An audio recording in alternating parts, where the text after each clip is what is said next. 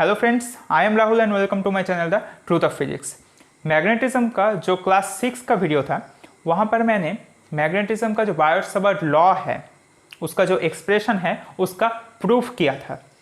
तो आज की इस वीडियो में मैं वो जो फॉर्म है मैग्नेटिज्म का बायोट-सावर्ट लॉ का, उस फॉर्म से ही एक स्ट्रेट करंट कैरिंग वायर के लिए उसके सराउंडिंग्स पे मैग्नेटिक फील्ड का मैग्नीट्यूड और डायरेक्शन क्या होता है वो उसका डेरिवेशन करेंगे।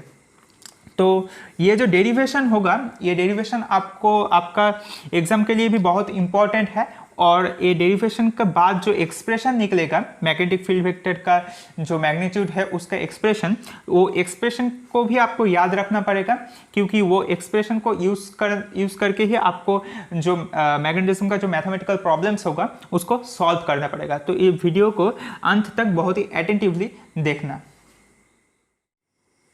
तो मैग्नेटिज्म का जो प्रीवियस क्लासेस है वहाँ पर मैंने मैग्नेटिज्म का जो कॉन्सेप्ट्स है उसे बहुत ही अच्छे से एक्सप्लेन किया है। और जो बायोट-सावर्ट लॉ है, लॉरेंस फोर्स है, ये सब जो लॉज है इसका प्रूफ भी बहुत ही अच्छे से किया है। तो उस वीडियोस को अगर आप देखना चाहते हैं तो मैं मैग्नेटिज्म का जो प्लेलिस्ट है उसका लिंक डिस्क्रिप्शन बॉक्स में दे दूंगा, या फिर आप आई बटन पे भी जो मैग्नेटिज्म का प्लेलिस्ट है वो देख सकेंगे। वहाँ से आप बाकी जो वीडियोस है उसको भी आप देख सकेंगे। और एक बात, मैग्नेटिज्म का जो प्रीवियस क्लासेस है वहाँ पर मैं बंगाली और हिंदी ये दोनों लैंग्वेज पे ही वो क्लासेस किया है। तो उस क्लासेस को अगर आप कोई भी क्लास को अगर आप पार्टिकुलरली बंगाली लैंग्वेज या फिर हिंदी लैंग्वेज या फिर इंग्लिश लैंग्वेज पे चाहते हैं तो उसको भी आप कमेंट में ज़रूर मुझे बताइएगा, मैं उस वीडियो को अलग से बना दूंगा। तो आज हम देखेंगे एक स्ट्रेट करंट कैरिंग वायर के लिए उसके सराउंडिंग्स पे मैग्नेटिक फील्ड क्या होता है। तो सपोज ये है हमारा एक स्ट्रेट करंट कैरिंग वायर, इस पे करंट फ्लो हो रहा है नीचे से ऊपर की ओर। अब इसका हम दो एंड जो पॉइंट्स है उसका नेम दे रहा है ए और बी। अब इसके सराउंडिंग्स पे सपोज यहाँ पर हमारे पास एक पॉइंट है पी सपोज। अब इस पी पॉइंट पे हमको इस करंट कैरिंग वायर के लिए जो मैग्नेटिक फील्ड होगा इस पी पॉइंट पे उसका मैग्नीट्यूड और डायरेक्शन को डिटेक्ट करना है।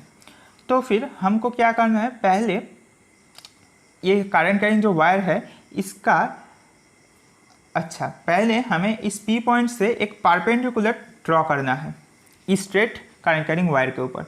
और सपोज ये इंटरसेक्टिंग पॉइंट है हमारा ओ।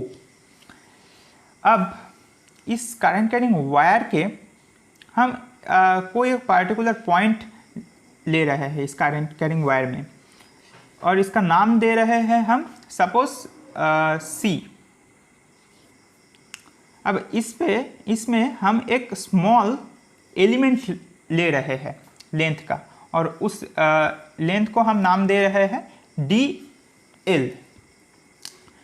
अब ये जो लेंथ है ओ सी लेंथ, इसको ये है हमारा स्मॉल एल। सपोज ये डिस्टेंस है हमारा स्मॉल एल।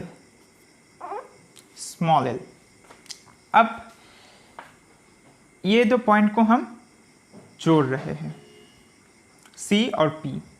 अब हम एक जो एलिमेंट है स्मॉल करंट कैरिंग एलिमेंट, इसके लिए पहले ये P पॉइंट पे मैग्नेटिक फील्ड का जो मैग्नीट्यूड है वो डिटेक्ट करेंगे। फिर जो पूरा जो वायर है उसके लिए हम उस फॉर्म को इंटीग्रेशन कर देंगे एक वेरिएबल पे उस फॉर्म को लाकर। तो कैसे होगा, पहले आप ये जो पॉइंट्स है दो एंड पॉइंट्स वायर के, उसे आप पहले कनेक्ट कर ले ए पी और बी पी। और सपोज ये जो एंगल है the total angle this is phi 1 and this total angle the angle below is phi 2 and this angle is suppose theta, and the distance OP is suppose small r. Okay, for the small current carrying element DL, इसके लिए हमारा P point पे magnetic field B का magnitude क्या होता है हम Biot-Savart law से जानते हैं B का मैग्नीट्यूड होगा हमारा mu 0/4 pi I dl sine, हम कहेंगे sine theta by R square. यहाँ पर थीटा क्या होता है, ये जो करंट एलिमेंट है dl, और ये जो हमारा ये जो वेक्टर होता है उस पॉइंट से जिस पॉइंट पे हम वो मैग्नेटिक फील्ड का मैग्नीट्यूड निकालना चाहते हैं उस पॉइंट पे, यानी ये जो वेक्टर है सी पी ए और dl, इस दोनों का बीच का एंगल, यानी ये एंगल, सपोज ये एंगल है हमारा यहाँ पर अल्फा, तो फिर यहाँ पर साइन के बाद क्या बचेगा, यहाँ पर साइन के बाद अल्फा आएगा, और ideal sine theta, ideal sine alpha by R square. But here where r is what? R is the distance of the current element between the current element and the point in which we want to detect the magnetic field. That is here the small r square will be this Cp square, right? Cp square. So we assume that here Cp equals to u. Suppose that is Cp vector is u vector. Okay, so the magnitude of Cp will be u, simply u. So here it will be u square. So here for this small current element, the magnitude of the magnetic field at point P will be mu 0 by 4 pi ideal sin alpha by u square. Now we have to transform this form into one variable, and we will transform this form into here the variable of theta. Now how can we do that?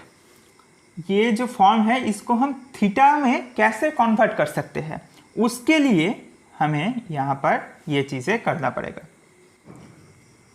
Triangle OPC, यहाँ से हम लिख सकते हैं tan theta equals to small l by capital R।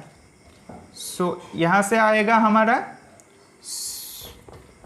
Small l, यहाँ से small l equals to R tan theta, और इसका अगर हम डेरिवेटिव करेंगे क्योंकि यहाँ पर dl है तो ये हो जाएगा हमारा dl equals to R sec square theta d theta, क्योंकि tan थीटा का डेरिवेटिव होता है sec स्क्वायर थीटा। अब और यहाँ पर हमारा अल्फा, इसको भी हमको थीटा में कन्वर्ट करना पड़ेगा। तो ये जो फिगर है इसको आप ध्यान से ज़रा देखें, यहाँ पर ए एंगल है हमारा अल्फा और ये एंगल है हमारा 90 डिग्री। तो यहाँ से इस ट्रायंगल और इस एंगल से आप अगर कैलकुलेशन करेंगे तो आप पाएंगे, या फिर आप ये रूल को भी अप्लाई कर सकते हैं कि ये जो एंगल होता है अल्फा, ये होता है हमारा क्या, जो दो एंगल होता है ट्रायंगल का, ये और ये, इसका समेशन, यानी यहाँ पर अल्फा होगा हमारा 90 degree this angle plus theta this angle. So here alpha equals to 90 plus theta. Okay, so from here we can write that here is sin alpha. So sin alpha, this will be sin 90 plus theta, and we know that sin 90 plus theta is nothing but cos theta. So here sin alpha will be converted to cos theta. So we have transformed dl and sin alpha. Now what is next? U square. Now u, okay, so think that if we take the cos theta, so what will be cos theta? We know that cos theta equals to base by hypotenuse, means cos theta होगा हमारा ये जो r है r by cos theta, r by u, यानी हमारा यहाँ से u आएगा r बाई कॉस थीटा, यानी सिंपली r सेक थीटा। ठीक है, तो ये तीनों हमने पाया है। आप सिर्फ स्टेप्स को, ये जो स्टेप्स मैंने किया है इस स्टेप्स को फॉलो करना, तो फिर आपका जो डेरिवेशन है इसको, ये आपको समझने में आसानी होगी और आप एग्ज़ाम में भी ये आसानी से डेरिवेशन कर सकेंगे। स्टेप्स को फॉलो करना, सिर्फ हमको क्या करना है, हमको करना है क्या, इस सब फॉर्म को थीटा पे कन्वर्ट करना है और उसके बाद इसको इंटीग्रेशन करना है। ठीक है, एक चीज़ यहाँ पर ये हमारा लिखना चाहिए था dv, क्योंकि एक स्मॉल एलिमेंट के लिए है dl के लिए, तो ये होगा हमारा dv। ओके नाउ अब हमारा होगा μ0/4 I dl साइन अल्फा, यानी r sec square theta d theta sin alpha is what? Cos theta. So this will be cos theta by u square, यानी r square sec square theta, r square sec square theta। तो ये होगा हमारा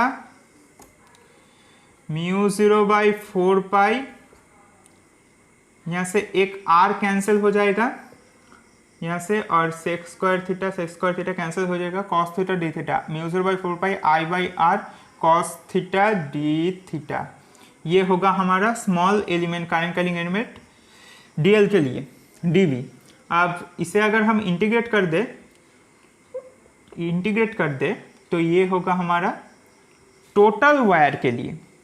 ठीक है, total wire के लिए integrate कर दे अगर, तो μ0/4 I/r, क्योंकि कांस्टेंट है I और r, ये इंटीग्रेशन के बाहर आ जाएगा और इंटीग्रेशन हो जाएगा हमारा cos थीटा d थीटा। अब इंटीग्रेशन का लिमिट क्या होगा, लिमिट होगा हमारा from this angle to this angle. यहाँ पर एक चीज़ हमें समझने की ज़रूरत है कि एंगल हम कैसे मेज़र करते हैं, एंगल को कैसे मेज़र करते हैं। एंगल को हम ऐसे मेज़र करते हैं, किसी भी एक पॉइंट पे एंगल है, सपोज इस पॉइंट पे हमको इसे मेज़र करना है, तो हम इसे कैसे मेज़र कर सकेंगे, दिस पॉइंट को हम यहाँ से मेज़र कर सकते हैं, दिस पॉइंट के एंगल, ये एक एंगल है थीटा सपोज, या फिर हम इस डायरेक्शन पे भी एंगल को मेज़र कर सकते हैं, ये सपोज हमारा होगा फाई। ठीक है, यानी एंगल को हम एंगल की जो मेज़रमेंट है वो हमारे डायरेक्शन के ऊपर डिपेंड करता है। तो यहाँ पर हम अगर ये जो φ1 है इसे अगर हम क्लॉकवाइज डायरेक्शन पे लेते हैं और इसे अगर हम एंटी क्लॉकवाइज डायरेक्शन पे लेते हैं, तो फिर आप आसानी से समझ सकते हैं कि क्लॉकवाइज डायरेक्शन को अगर, यानी φ1 को अगर हम प्लस साइन से डिनोट करते हैं, तो फिर जो φ2 होगा हमारा, वो होगा हमारा एंटी क्लॉकवाइज, यानी माइनस साइन आ जाएगा उसके सामने। ये सिर्फ हमारा मेजरमेंट के लिए कि किस डायरेक्शन पे हम ये एंगल को मेज़र कर रहे हैं, इसके लिए ही प्लस और माइनस ये साइन आता है। तो फिर यहाँ पर हमारा लिमिट क्या होगा, -φ2, अगर हम φ1 को प्लस साइन लेते हैं तो -φ2 टू φ1। ठीक है, φ1, तो इसका अगर हम इंटीग्रेट करेंगे तो cos थीटा का इंटीग्रेशन होता है sin थीटा, तो ये आएगा हमारा ये। अब लिमिट को अगर हम पुट कर दे तो फिर ये होगा हमारा b equals to μ0/4 I/r sin φ1 plus sin φ2, ये हो जाएगा हमारा, तो ये हो जाएगा हमारा magnitude of the magnetic field vector B due to a current carrying straight wire. अब इसका डायरेक्शन क्या होगा तो वो हम अब डिस्कस करेंगे। अब हम मैक्सवेल्स कॉर्कस्क्रू रूल से मैग्नेटिक फील्ड वेक्टर B का डायरेक्शन को डिटेक्ट करेंगे। तो अगर आप मैक्सवेल्स कॉर्कस्क्रू रूल को नहीं जानते हैं तो ये मैं एक वीडियो में अच्छे से एक्सप्लेन किया है, तो उसका लिंक मैं डिस्क्रिप्शन बॉक्स में दे दूंगा या फिर आई बटन पे भी आप वीडियो पा जाएंगे, उसे आप देख लीजिएगा बाद में, इस वीडियो को देखने के बाद में। तो वो रूल से हम जानते हैं कि करंट कैरिंग वायर में करंट जिस ओर फ्लो हो रहा है उस ओर हमारा थंब को, राइट हैंड के थंब को रखना पड़ेगा, यानी यहाँ पर ऐसे रखना पड़ेगा। अब बाकी जो फिंगर्स है वो जिस डायरेक्शन पे हमारा कर्ल होगा यानी यहाँ पर क्या हो रहा है हमारा, इस डायरेक्शन पे कर्ल, इस डायरेक्शन पे, यानी यहाँ पर इनसाइड द बोर्ड हमारा कर्ल हो रहा है फिंगर्स, यानी हमारा मैग्नेटिक फील्ड वेक्टर B का डायरेक्शन यहाँ पर क्या हो रहा है, इनसाइड द बोर्ड। और इसको डिनोट करने के लिए हम ये सिंबल का यूज़ करते हैं, ये क्रॉस वाला सिंबल, ठीक है। लेकिन एक इंटरेस्टिंग चीज़ है कि, अच्छा इंटरेस्टिंग चीज़ क्या है, वो है ये करंट कैरिंग वायर AB के हम अगर राइट साइड पे कोई भी पॉइंट ले, ये पॉइंट, ये पॉइंट, ये पॉइंट, जहाँ पर भी हम ले, हम देख सकते हैं कि ये कर्ल हो रहा है इनसाइड द बोर्ड, यानी यहाँ पर कोई भी पॉइंट पे हमारा मैग्नेटिक फील्ड वेक्टर का डायरेक्शन यही होगा, इनसाइड द बोर्ड। लेकिन लेफ्ट साइड पे हमारा क्या होगा, लेफ्ट साइड में आप देख सकेंगे कि ये कर्ल क्या हो रहा है, ऐसे जाएगा हमारा फिंगर्स, कर्ल होकर फिर ऐसे आएगा वापस। यानी यहाँ पर जब हम लेफ्ट साइड को कंसीडर कर रहे हैं, तब हमारा फिंगर्स क्या हो रहा है, आउट ऑफ द बोर्ड, यानी यहाँ पर हमारा मैग्नेटिक फील्ड का डायरेक्शन क्या होगा, इससे इस ओर से इस ओर की तरफ, यानी आपकी तरफ। या और इसको हम कैसे डिनोट करते हैं, इसको हम डिनोट करते हैं ऐसे एक सिंबल कर रहे हैं, ठीक है। यानी इस रीजन पे कोई भी पॉइंट पे हमारा मैग्नेटिक फील्ड का डायरेक्शन होगा इस ओर, और इस डायरेक्शन पे होगा इस ओर, अंदर की तरफ। अब हम एक स्पेशल केस को देखेंगे, वो है एक इनफाइनाइट करंट कैरिंग वायर के लिए उसके सराउंडिंग्स पे मैग्नेटिक फील्ड वेक्टर B का मैग्नीट्यूड क्या होता है। तो ये जो मैंने एक्सप्रेशन लिखा था, ये था एक फाइनाइट लेंथ के लिए, AB के लिए। लेकिन अगर ये करंट कैरिंग वायर हमारा इनफाइनाइट हो जाएगा, तो फिर क्या होगा हमारा एक्सप्रेशन। ये भी एग्जाम्स में बहुत ही इंपॉर्टेंट होता है। ये इनफाइनाइट करंट कैरिंग वायर के लिए उसके सराउंडिंग्स पे मैग्नेटिक फील्ड वेक्टर B क्या होता है, तो वो होगा हमारा, आप ध्यान से देखिएगा कि अगर ये AB इनफाइनाइट हो जाएगा, तो ये जो एंगल्स है φ1 और φ2, ये क्या होगा हमारा, ये भी ऐसे इंक्रीज करना स्टार्ट कर दी जाएगा, ये भी और ये भी दोनों ही, और ऐसे इंक्रीज करते करते ये जब इनफाइनाइट पे पहुंचेगा, तब हमारा ये परपेंडिकुलर हो जाएगा, यानी ये φ1 और φ2 इक्वल्स टू 90 डिग्री हो जाएगा, क्योंकि तब ही हमारा ये जो दो लाइंस है AP और OA, ये जो लाइंस है ये पैरेलल हो जाएगा। और हम जानते हैं कि पैरेलल दो लाइंस ही इनफाइनाइट पे जाकर एकदम कांटेक्ट करता है, यानी जब ये पैरेलल होगा तभी ये कांटेक्ट करेगा AP, ठीक है। इसलिए यहाँ पर जब पैरेलल हो जाएगा तब क्या होगा, ये φ1 और φ2 हमारा क्या हो जाएगा, 90 डिग्री हो जाएगा, ठीक है। तो फिर इस केस को अगर हम इस फॉर्मूला पे पुट करें, तो फिर क्या होगा हमारा, magnitude of B equals to μ0/4 pi I/R sin 90 plus sin 90, और sin 90 का वैल्यू क्या होता है हमारा 1, यानी μ0/4 पाई ये हो जाएगा हमारा 2I/R। इसे इस फॉर्म में ही आपको याद रखना पड़ेगा, μ0/4 पाई 2I/R, ठीक है। ये भी बहुत इंपॉर्टेंट है, और ये भी बहुत इंपॉर्टेंट है। ये दो फार्मूलास को आपको एकदम याद रखना पड़ेगा आपके जो मैथमेटिकल प्रॉब्लम्स होंगे उसको सॉल्व करने के लिए। तो मैग्नेटिज्म का जो नेक्स्ट क्लासेस होगा, वहाँ पर मैं बायोट-सावर्ट लॉ की जो और भी एप्लीकेशंस है, जैसे कि एक करंट कैरिंग लूप के लिए उसके जो एक्सिस होगा, उस एक्सिस के कोई भी पॉइंट पे मैग्नीट्यूड ऑफ मैग्नेटिक फील्ड क्या होता है वो हम देखेंगे। और भी बहुत सारे एप्लीकेशंस है, उसको भी हम एक्सप्लेन करेंगे अच्छे से। इस वीडियो को अगर अच्छा लगा है तो इस वीडियो को ज़रूर लाइक कर दीजिएगा, और चैनल को भी सब्सक्राइब करके बेल आइकन को प्रेस कर दीजिएगा अगली वीडियोस की नोटिफिकेशंस के लिए। और इस वीडियो को भी अपने दोस्तों में ज़रूर शेयर कर दीजिएगा, ताकि वो भी कॉन्सेप्ट को अच्छी तरह से समझ पाए। So take care of yourself. Thank you for watching.